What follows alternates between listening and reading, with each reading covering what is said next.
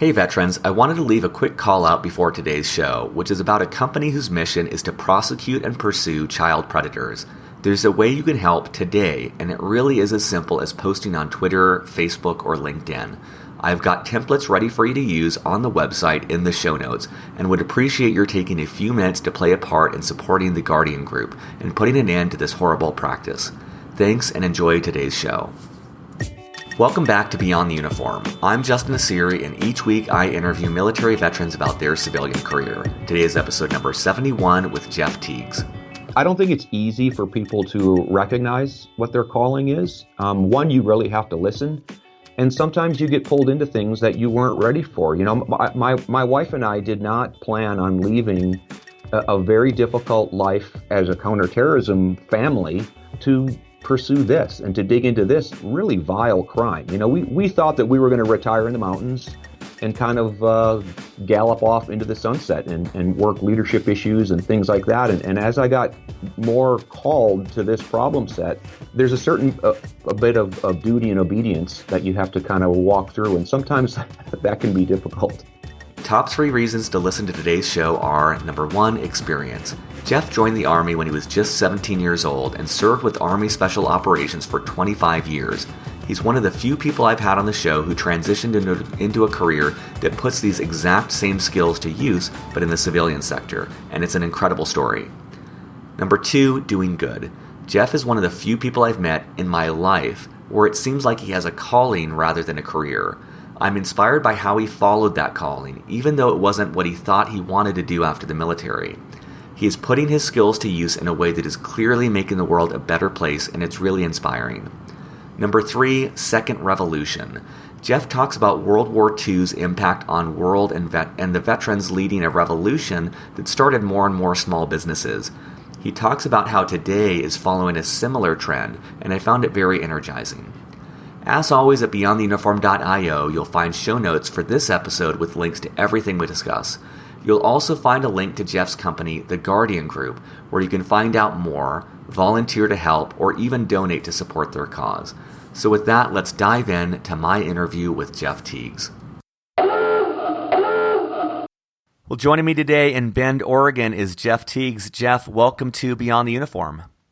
Thank you very much. Thanks for having us. So Jeff has an awesome background. He is a counterterrorism and counterinsurgency expert with over 25 years in U.S. Army Special Operations. His combat experience includes operations around the globe, to include multiple tours in Afghanistan and in Iraq. He is applying this expertise to counter trafficking in the United States and is the chief operating officer for the Guardian Group. Guardian Group is the nonprofit that works with law enforcement to illuminate, disrupt, to prosecute, and relentlessly pursue child predators. And after his transition from the Army, he attended Breakline Education, which we talked about in episode 54 with Bethany Coates. And Bethany could not speak higher praise of Jeff. So really happy to have him on the show. I know that he is passionate about what he does with Guardian Group and also passionate about helping veterans. So, yeah. So Jeff, I always like to start off by just learning about your decision, you know, the point at which you knew you were going to leave the Army and how you approached that decision. Yeah, thanks, Justin. It's kind of a gradual process, you know. Let me take you back even further. When I entered the military, I entered the military at 17 years old, straight out of high school, back in 1987, and I really was doing it for an adventure. And as I learned more and more about the mission, you know, like what Rangers were, what Special Forces were, what these special mission units were in the military, I really got hooked.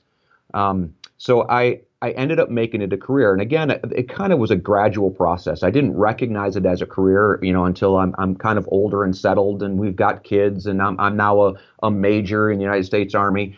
And as the wars kicked off, and I got more and more involved with these techniques of counter network operations, we call them. We call it a manhunting methodology.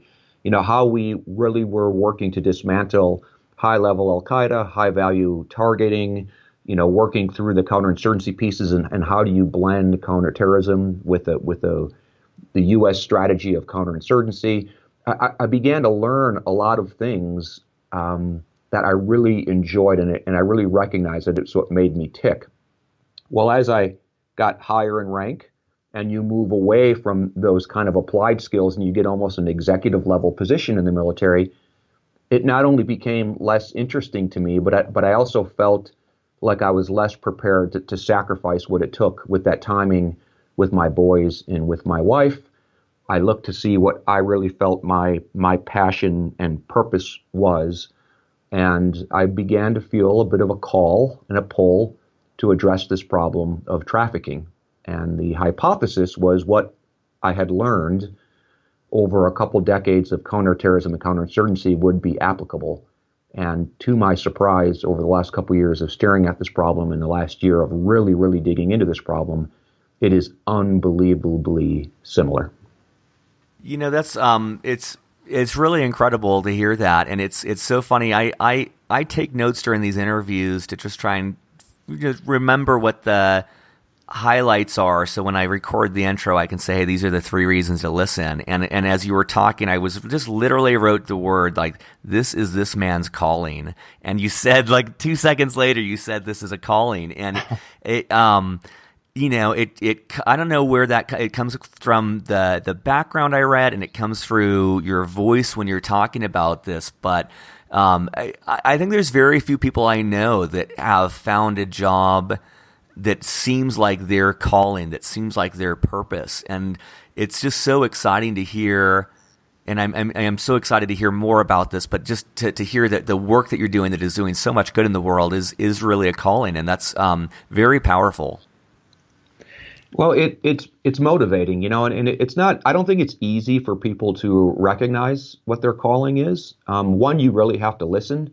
And sometimes you get pulled into things that you weren't ready for. My wife and I did not plan on leaving a very difficult life as a counterterrorism family to pursue this and to dig into this really vile crime. We thought that we were going to retire in the mountains and kind of gallop off into the sunset and work leadership issues and things like that. And as I got more called to this problem set, there's a certain a bit of duty and obedience that you have to kind of walk through, and sometimes that can be difficult.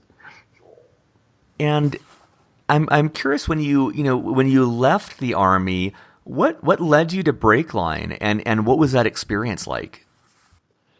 Well, when I went to the Naval War College, so in an officer's career, you end up at some point having the option to go get your master's degree, and there's a bunch of different places that you can go.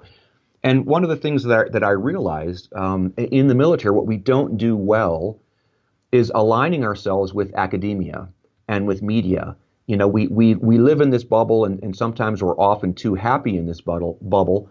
But there's a lot of talent out there in the academic world. There's a lot of talent out there in the private sector. There's a lot of talent that is out there in the media. And to harness all of these different energies and all these capabilities is something that we just aren't doing well as a nation. So I recognized that early on. And so when I was looking to move on from the military, I really looked for organizations that were providing that space for us to partner. And then I had some friends out there at Stanford and that had introduced me to Bethany and had absolutely glowing remarks and comments on Bethany and what she was doing to try to facilitate this transition for military into the tech world, into the corporate world, was right up my alley. And then as I got involved with Guardian Group, and we were beginning to look at this as a nonprofit, which is still a business, I wanted to make sure that the things that I had self-taught and self-learned through reading, I was close enough to understanding business to not do harm. And Breakline was an incredible opportunity to meet people, to kind of bridge that gap, even just with the vernacular of what it's like to be in the military with what the civilian world is. And I think we still have a long ways to go to blend all of these communities to really tackle some tough problems across the United States and the globe. And what was that starting point? So you joined Guardian Group, what, maybe a year or two after they started? I'm wondering, like, how did that connection happen, and how did you think about actually joining them?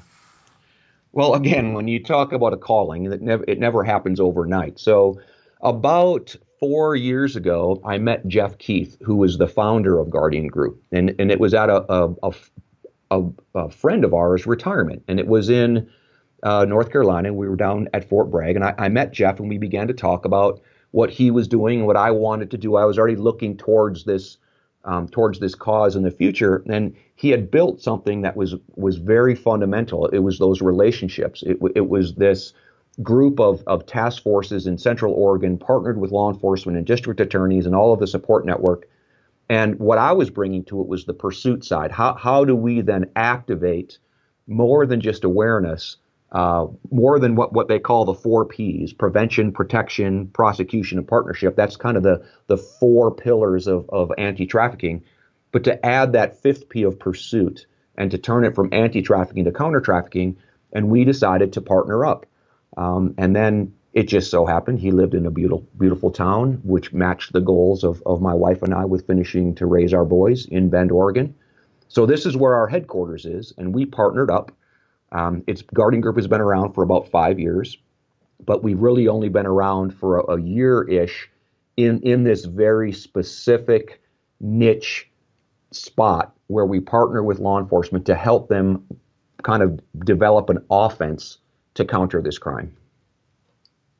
And I know I gave like a very abbreviated overview of Guardian Group at the start.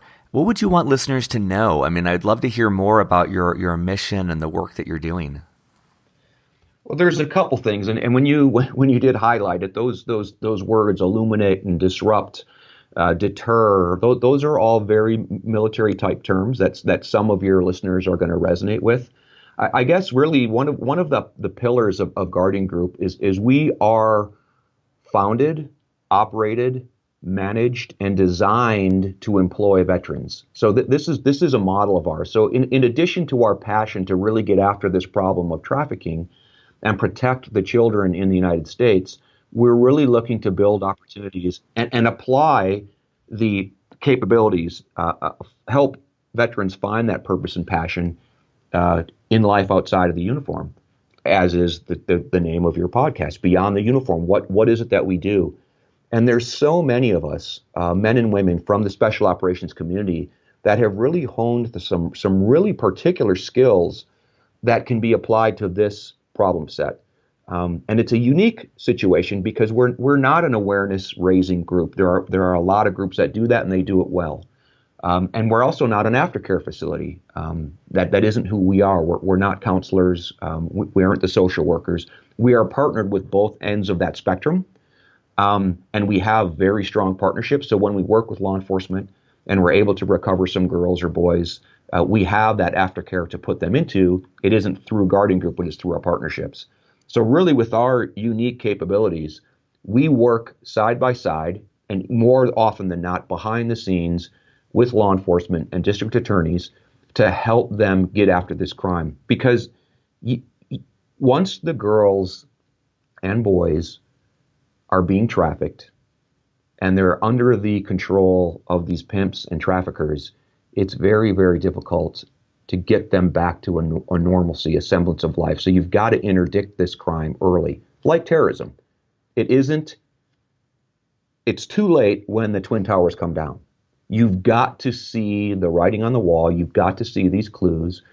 And the interesting thing about trafficking is there's a very public presence of this crime because it's advertised. It's on escort sites. They sell boys and girls very much in the open that you and I can see every day. It doesn't require some very sophisticated access to the deep and dark web. While it exists there, the predominance that we see is just very, very open on the surface. We're just not looking appropriately. That's really incredible. I think one thing that jumps out at me is that so many veterans that I've interviewed so far talk about one of the most jarring aspects of their transition to civilian life is issues around identity and issues around feeling like contribution and making a difference in the world. And also, a lot of people I speak with, they take on roles that are very different than what they did in the military. And what I love is that it seems like you have found something that is equally as purpose-driven, equally as rewarding and fulfilling for you, and it heavily utilizes your training in the Army. And I think that's just a really cool blend to see that I haven't seen a lot of in these interviews. Well, and Justin, I don't think we've done a really good job in the military to prepare folks with opportunities on the outside. So, the units that I go through, from Rangers into Special Forces and then higher into U.S. Army Special Operations Command special units, there's an assessment program. There is a tryout. You are just examined up one side and down the other, and you are trained, and you are selected, you are integrated into this team. And then too often than not, when your time comes to retire or just leave service, they basically say thank you and they move on. And we haven't really created a space for men and women beyond the uniform to really apply those skills. So I take that seriously, and many of us do. It's interesting. Just a couple of days ago, a friend of mine, we were talking, and he commented on something that I think is very true. He said at the end of World War II, we had this giant group of veterans that came back, and they literally saved the world. And they came back and they wanted to apply that sacrifice to better our nation. And they did it in many different ways, but a lot of it was small business. And I didn't really dawn on me until he said this, that I think this is what we're seeing. We're seeing a second revolution. Now, we did not save the world in the way that our World War II veterans did, but we've got hundreds of thousands of men and women who did our part. And maybe we weren't saving the world, but we believed in our cause, and we believed in pushing freedom and opportunity across the globe. And now we're coming home to America after a decade or more of pouring our energies all across the world, predominantly into the Middle East. And we're ready to tackle some of the problems in the U.S. And it isn't going to be through more federal initiatives. It's not going to be through these giant, campaigns that are top-down driven. It's going to be grassroots, small business ideas and initiatives, and people partnering together to just take responsibility for what's happening in our country. And it just so happens my passion is trafficking, and the people that I'm partnering with and pulling into our community is about trafficking. But you can apply this methodology to just about any of the ails that we're continuing to work through as a nation. I really appreciate you brought that up, and it's so crazy because I'm trying to think of where I'd heard that same stat recently too, of just the impact of how when veterans came back from World War II, how many of them started companies, and just I know how many veterans today have that entrepreneurial drive, and I love that you call that second revolution, that this is a time for those veterans to funnel their skill and determination and talent and integrity into making the world a better place.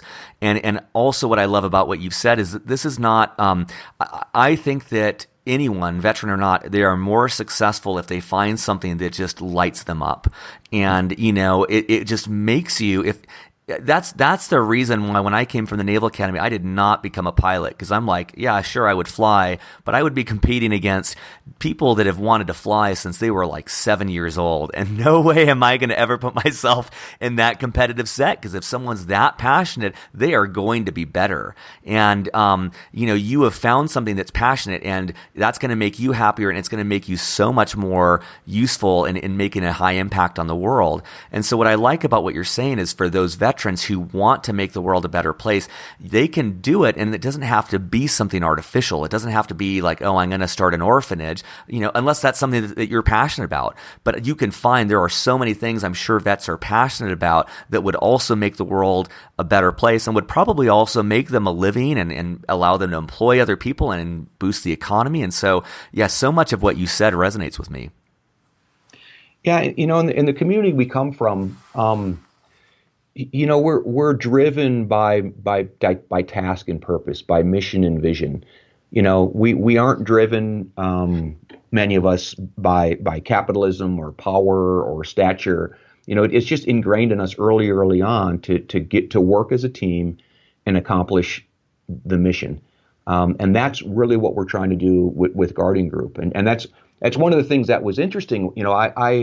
I thought going into this that the hard part was going to be getting the buy-in from district attorneys and law enforcement on how does this work exactly? We're a private company, a nonprofit, partners with us without any real authorities, et cetera, et cetera. I thought that was going to be the hard sell. And the easy sell was going to be to get the community support and the corporate support and the donors and the funding. And it's actually been the opposite. We have more work than we can actually get to because we just don't have the funding. And that is one of the reasons why, with January recognized as National Human Trafficking Awareness Month, we're really trying to get the word out.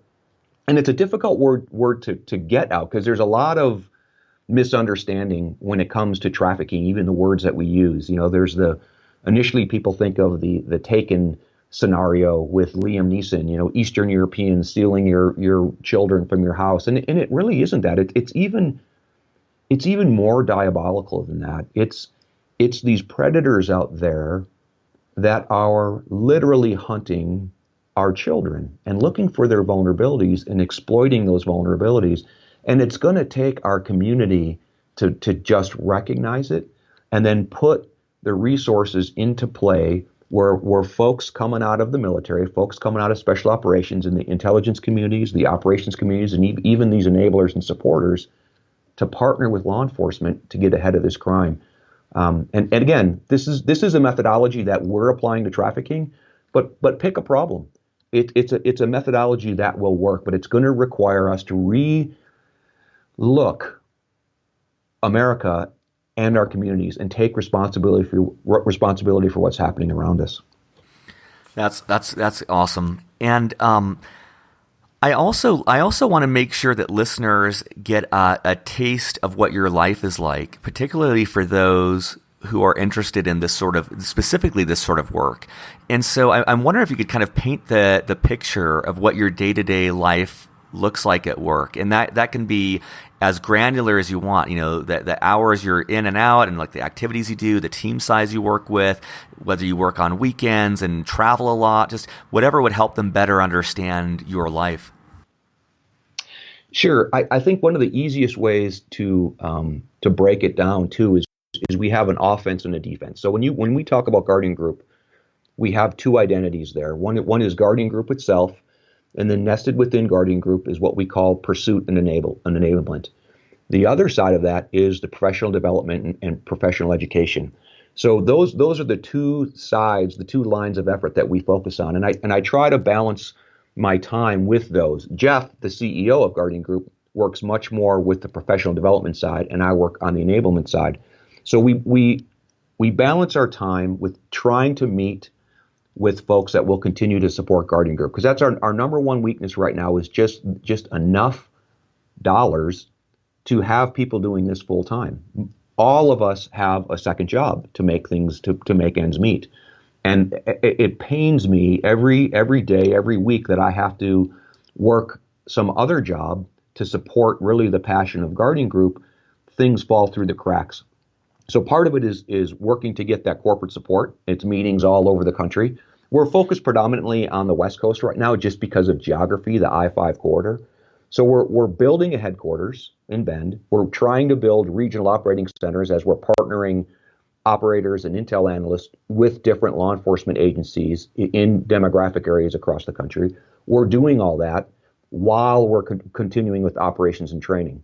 So one of the sayings I used to love in the military was, we're building this airplane in flight. So even when I go back to Breakline and the books that I read and studied, the couple that really stuck with me was The Art of the Start and The $100 Startup. And those two books basically have the same concept, which is stop thinking about it, stop organizing it to the nth degree, and begin to act. And that's what we've done with Guardian Group. So as we continue to build and mature, we're conducting operations, and those operations look like law enforcement coming to us with gaps that they need assistance on. We've got mothers and friends calling us and bringing cases to us with girls that have been kidnapped or disappeared or caught up into the lifestyle. We help generate leads in different counties and cities along the West Coast to help them proactively target the pimps and the traffickers and what we can see on the escort sites.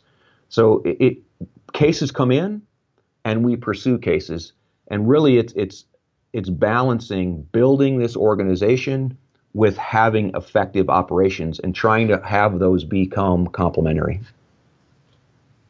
One thing I would love to know too is maybe someone listening is not interested in working with you guys, but I'm wondering, do they, for myself, and I imagine other people listening that just get really fired up about this, like how can we support this? If someone was interested in donating or contributing in some way, where can we go for that? Sure, you can go straight to our website. It's theguardiangroup.org. You can go onto our website and you can look at there's ways to donate there. We have Facebook pages. We have a presence on a lot of the social media. So I ask anybody who's even remotely interested to assist us with the financial support.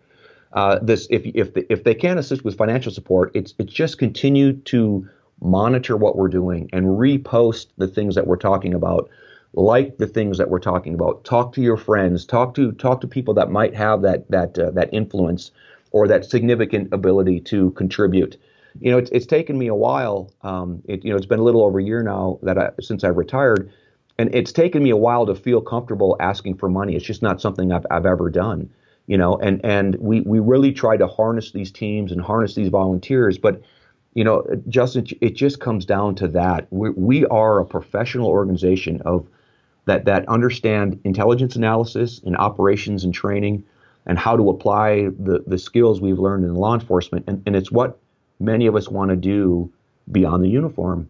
And it really is developing enough pattern of income that we can hire folks full time.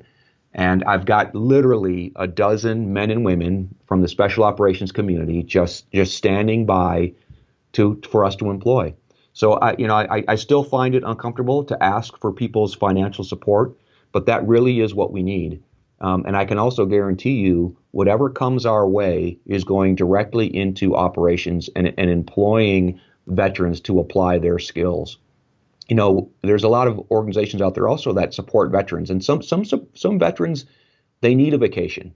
They need a vacation for their wives. They need a helping hand. But most of us need to be able to follow our purpose and passion. So I really emphasize that side of it, not only for the trafficking victims and the girls and boys that continue to be abused and that continue to fall through the cracks because we just don't have the time to really devote to pulling them out of the problem, to making sure that these pimps and traffickers are prosecuted to the full extent of the law. We're really looking for getting those guys full time. That's great. And if we were playing Family Feud, the number 2 or maybe number 3 answer for things that veterans complain about most in these interviews is asking for help. Or, another episode I would recommend to listeners is my interview with Emily in episode 70. She runs an organization called New Politic and helps veterans on both sides of the aisle get into politics. And we have an extensive conversation in that about how it is so difficult for vets to ask for money. It's like the epitome of asking for help. And then yet, this is such a worthwhile cause. And so it's interesting to hear how that's been your challenge as well, and how it sounds like the driving force of something you believe in so deeply has helped get past that hurdle that I know many, many veterans share. And for listeners, in the show notes, I'll put links to the Guardian Group website and their Facebook pages. And I definitely will make a donation after this. I would encourage anyone listening to do the same. And I know that money will be put to good use. And it's just very rarely that you can put money to use in a way that it helps vets, it's employing vets, it's helping people who are suffering, it's helping to, reward an organization that's doing good in the world. And this is one that just hits on so many different things. So I would encourage anyone listening to click on that link in the show notes and to find a way, even if it's just a small $20. You can go without 2 or 3 beers for a day or two, and that money would be put to better use. Well, Justin, thank you for that. And let me just tell you a short vignette, because that's the other thing I want to emphasize. Yeah. With the money too. It's not for me, man, and it really isn't for Guardian Group. Everything we do is for these victims. So I'm going to call this girl Emily. Okay, so we partner with law enforcement, and we were on the offense, and we developed some leads, what we were able to see from these different escort ads that were out there, and We first looked and tried to identify who we thought might have been a minor under 18, who would seem by the indicators in their ads, who was really being exploited by a pimp or trafficker. And we were very intentional about who we helped develop this sting against. And as luck would have it, and the analytical work that we did, everything came into play, and we were able to rescue two girls. They were not minors. One was 18 and one was 19, both of which had been trafficked since they were 12 or 13 years old, which is about the average age of entry into the sex trade. And we were also able to arrest at the time a primary pimp trafficker and then another pimp who was an enabler. Now, Justin, both of these men had committed murder over time. And they did some pretty short sentences. So these were very violent men. And what is very odd is when we were able to arrest the pimps and pull these girls out of this problem, they were both ready to start their lives anew. And they were both ready to get out of the game and to begin to press charges against these pimps. Well, this is where the story goes in that gap that's frustrating. Well, in the week that followed, we got Emily a job. We got them on their way to restoration and rehabilitation. And we had to follow other meetings to look for donors to continue to support Guardian Group. And suddenly Emily disappears. She's at a job for a week or two, and she disappears, and we can't find her. So we go back to the open source on the internet on why we're seeing, and she's back in the game. And we continue to work the case, and we find that her pimp, her trafficker from jail, was able to reach her and contact her and threatened her and demanded that she return to prostituting, and she continued to fund him while in prison. And it was simply that gap in time that we were not able to continue to stare at this problem, that these calls coming out of jail, the mail coming out of jail, we didn't have time to monitor. And we didn't have time to identify with Emily what it was she was feeling and to give her that level of protection that she needed. And we lost her, and she's still out there. She's for sale today. And the second pimp, again, basically didn't have the time to assist the DA and assist law enforcement to really develop a strong, solid case against this individual. He's on the street, and he's running girls, and he's recruiting girls, and he's luring them in, and he's breaking them, and he's employing them. And the pimp trafficker that was picked up in this particular case is going to end up doing about 2 years, and he's right back out. So I'm not trying to be doom and gloom. I'm just trying to help folks identify we're doing a great job. Law enforcement is doing a great job, the best that they can do with the resources available. But to really have professionals that this is all we do, this is all we stare at. I don't deal with jaywalking. We don't deal with bank robberies. We deal with trafficking, and we're here to protect our children. And every time we have to take our eye off the ball for whatever reason, sadly, one of these boys and girls just slips through the cracks. So that's where their money is going to go. That's absolutely incredible. And I'm wondering for listeners who are interested in applying to Guardian Group, or maybe just working in this space in general, I'm just wondering any advice you would have to them about either indications that they might be really well suited for this, or advice in how to join an organization like this, or get through the application process. Yeah, people have to be real self-critical or understanding of where their gifts are.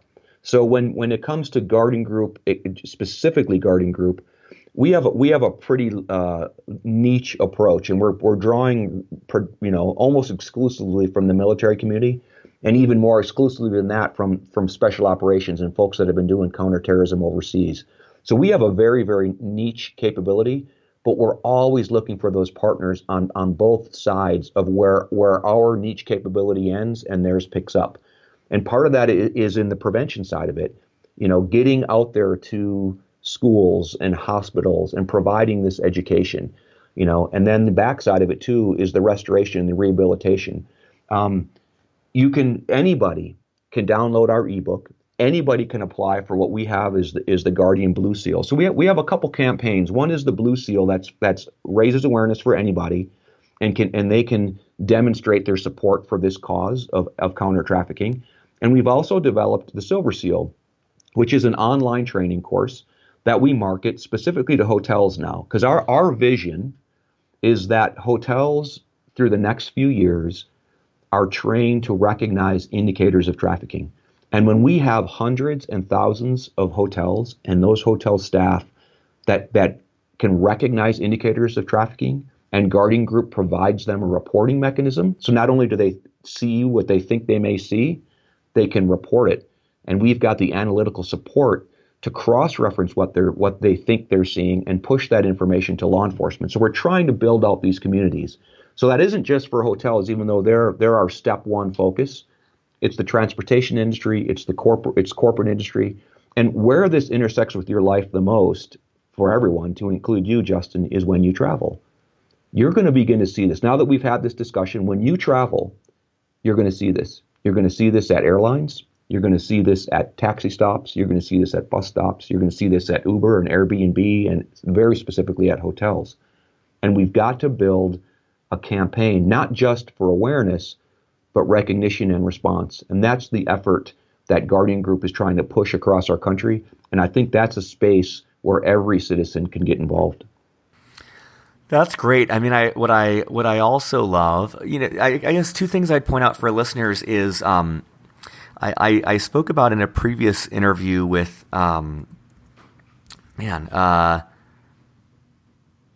with Michael Bradley. I think it's, a very recent episode about how important it is when you're networking for a job or anything like that to have very specific and actionable asks, because people want to help and they want to be able to contribute. And so one of the things I just wanted to highlight from what you just said is I think it's such a beautiful way of showing all the different ways. Like, there's not a single listener who, based on what you said, cannot take action today to support a really great organization. And that could be by applying to work at Guardian Group. That could be by donating to support them. It could be by, if you know someone in the travel space, in the hospitality space, letting them know about the Silver Seal and how they can be certified and how the big dramatic impact it would have. And then just even on a citizen level of just being aware of this problem and being alert and paying attention for it.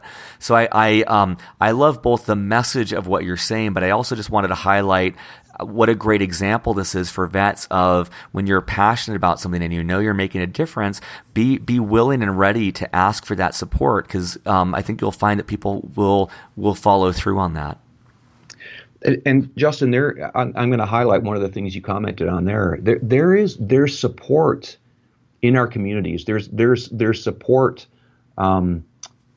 with the power of people, and that's one of the visions we're trying to get to, is that citizens demand that our hotels are trained to recognize and deter and disrupt this crime. That our corporations are training their employees when they travel to not engage in this type of crime.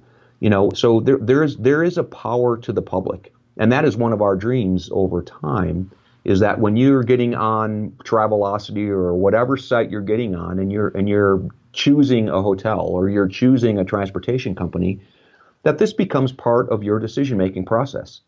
Are they trained by a Guardian Group? Are they recognizing it and acknowledging how they're complicit in the need to deter and disrupt this crime? And we have a loud voice as consumers. So I would challenge people on that too. Ask hotels, ask hotel staff, ask corporations, have you heard about Guardian Group? Have you heard about what you can do to deter this crime and safeguard our children? And there is a move afoot in the nation already. This idea of trafficking as a form of slavery, as a form of abuse, it's on the move, and states are tackling it, counties are tackling it, the federal government is beginning to tackle it even more, but it's really going to be pushed forward as the consumers, as the citizens demand that we take a stand. And we haven't even touched on the depth of this crime, and I don't even want to end on that note. It's just incredibly exploitive and manipulative and harmful to our youth. And we've got to attack it from the demand side. We've got to attack it from the supply side. And that's where everyone in the community can really raise their voice. That's great. What is the most challenging part of your job? I think it comes down to what we talked about, and this might seem odd to people. It's asking for money. It's doing these meetings and being turned down with this cause. I've been in and out of combat and conflict, most of my life. My beginning in 1989 with Just Cause. So I can very much compartmentalize terror, warfare, crime, evil. Those things don't bother me. I can turn those on and off in my brain and in my life. The things that keep me up at night is how are we going to continue to further this cause? How are we going to be able to support this? Who is that right guy or gal or corporation or grant, or where is this support that's just going to give us that final launch, that final tipping point to have to stop hustling and just really apply and develop our operations? I don't know if that sounds weird, but the grossness, the depth, the evil of this crime, it doesn't even bother me. I've lived with things like this. It's the frustration on having people just take that next step and trust us and get behind us and help us really fight this. It's really powerful. I know we're short on time. I always like to end on an open note, and I know that we've covered a lot of different things, and I'm also sure that there's a lot that I could have asked about that I didn't even know to ask about. And so I would just love to give you room to share any final words of wisdom on anything personal, professional, or anything that you think would be important for veteran listeners to hear. Yeah, it's almost a highlight, Justin, of what we talked about. The veterans out there, we've literally put our lives on the line to potentially sacrifice our lives to help other nations. And many of our men and women have given the ultimate sacrifice with their lives, with their limbs, and many of them continue to suffer. But I guarantee if they take the time to ponder and they take the time to really identify their passion, identify what they want their purpose to be in life, and listen for that call, they're going to see how their life through the service and in the military has prepared them for something on the outside. So I really encourage them to dig into that, to look into that. Any of these folks can feel free to reach out to me. We have an entire community. There's a lot of different organizations out there that are helping veterans. My passion is trafficking, and it's a no-brainer. What's happening out there in the U.S., this is not a crime isolated in Southeast Asia. This is not a crime isolated with terror organizations like ISIS. This is happening in America, and too many of our boys and girls are being trapped into this. So this is my purpose. This is my passion. I would love to enlist the support from every citizen in America and encourage every veteran to find theirs, because it's out there waiting for them. And there's plenty of us now beginning to build opportunity for them to find that. That's great. And I know you had said it at the start of the interview where you talked about, you found your calling and because you had to listen. And that's something that's very top of mind for me as well. And, there's that, I view it as this still small voice, like that tugging at your heart that I think everyone can remember times when they felt, you can call it whatever you want. You can call it gut feel. You can call it, like Malcolm Gladwell calls it, like I think micro slicing, or he has some term for it. But or you can even call it something greater of the universe or God or whatever you want to call it, directing you. And I notice more and more that, like, to hear that, to like train yourself, like to condition yourself to listen and act on it, you can't you can't be going at 1,000,000 miles an hour all the time. You can't be constantly looking at your phone and just every second filling yourself with so much noise. You have to have some sort of stillness instilled in you so that when that tiny voice whispers and when that gentle nudge comes, you're sensitive enough to listen to it, and then you have the courage to actually act on it. Because I think that a lot of times when these things come, they're contrary to what we would do otherwise. They are outside of our zone of comfort, and that zone of discomfort is where I know for my life, that's where everything great has come from. Every great moment of growth has come from it. And I think of Jeff in your story. I mean, I can just imagine after decades of service to our country, you earned that right to go with your wife and to ride off into the sunset, as you said, and to just check out.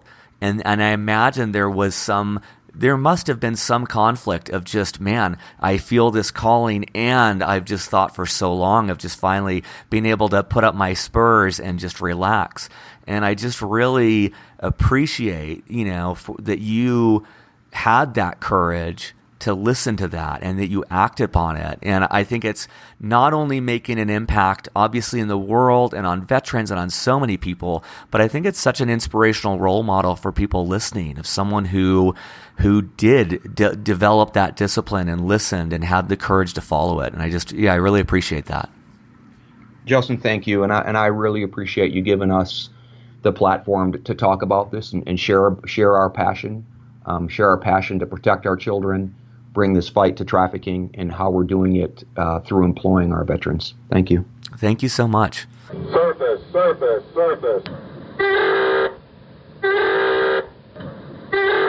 Thanks for listening. 3 important notes before you go. First, Audible.com is offering a free audiobook for Beyond the Uniform listeners. I love Audible. I get 3 books a month, and it's a great way to use net or no extra time to polish off books while you run, drive, etc.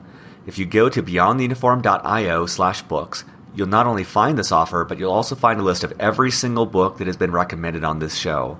One in particular I'd recommend is The Hard Thing About Hard Things. This is a great story of determination and also a glimpse at what startups are really like. That's at beyondtheuniform.io/books. Second, there are so many great resources out there for veterans, it can be difficult to know all about them.